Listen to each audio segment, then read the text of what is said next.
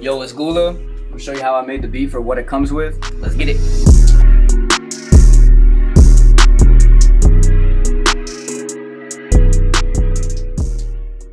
So I actually sent this beat out to a couple different people.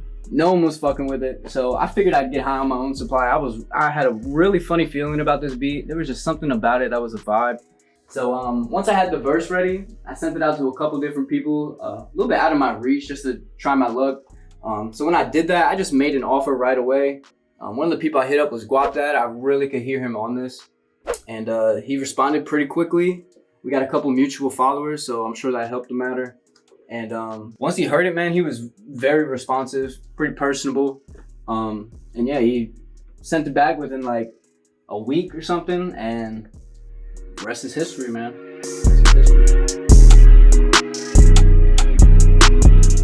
All right, so for the sample, man, I found it on Looper, man. I was looking for some inspiration. Found a diamond in the rough. This one only had like 300 views. So I was like, hell yeah, bro. So it was in C, I think at first, C minor. I don't have the original, but all I did was just pitch it up 3 semitones to D sharp. Sounds like this.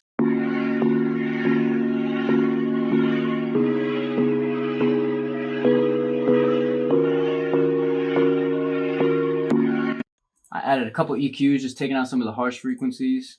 And then after that, I added some RC20. It's a little bit of wobble and distortion, just kind of give it some character. And then, by the way, the order you put these plugins in definitely matters, And then at the intro, just had this little gross beat. It's a 2 beat gate, so all I did was just kind of burnt type shit. And then that was basically it. A phaser, kind of make it go back and forth. So with the effects.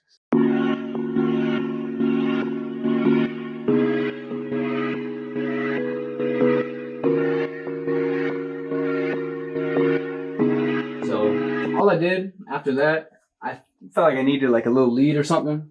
So I went into Purity. Purity has a bunch of boo-boo cheap sounds, but in this case, it was perfect. The smooth lead preset. It sounds like this.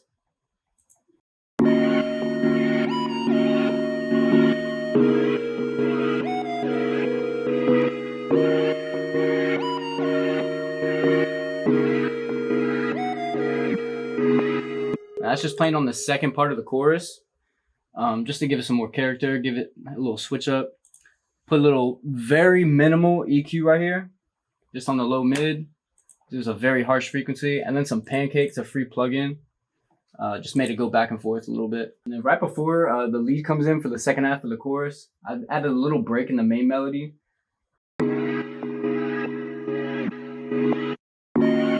That little subtle break right there gives it so much emphasis on the drop when the kick comes in. So for the drums, I started out with this 808, just following the root notes.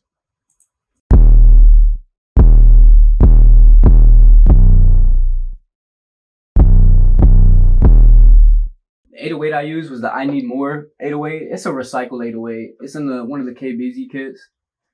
It's a variation of the Zay 808. You've probably heard in like 99% of the hip hop songs you hear nowadays.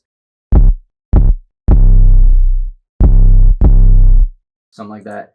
And all I did to that, I just cut off everything below 30 hertz just because it sounded a little bit muddy if you didn't do that. So just to give it that bounce, I added space. Space is the #1 thing I go to and default to when trying to create bounce. And then I lined it up with this kick. It didn't hit on every one, it was kind of every other one just for some impact.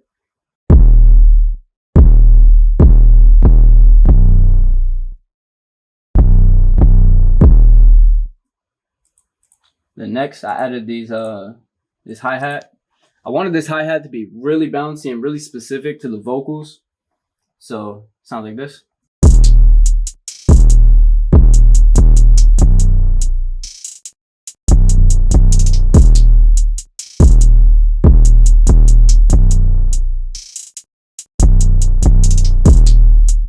So next I just added the top percussion, just a clap and a snare layered on top of each other, and then some open hats just for some emphasis.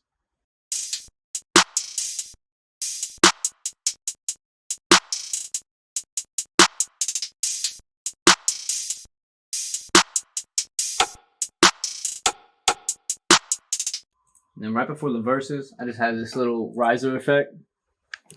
This riser just lets you know the drop's about to come.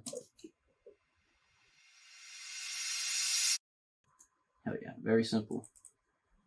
Simplicity is key. So all together, sounds like this, man. Yo, what up, Goulla?